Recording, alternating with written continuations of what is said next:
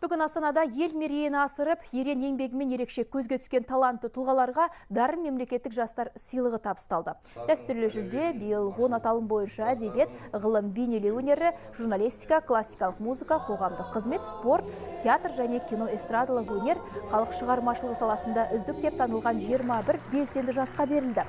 Биыл үміттілер саны 2 есе артқан. Мемлекеттік сыйлыққа ие болған үздіктер қатарында шоқтығы биік спортшылар Денис Тен, Динара Садуақасова және әнші Серік Ибрагимов, айтыскер ақын Сырым Әуесхан да бар.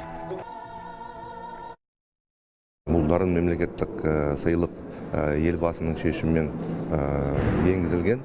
Ал биылдан бастап бұл сыйлық ақы 2 жылда бір рет емес, жыл сайын берілетін болады. Ол не үшін қажет? Ол жастардың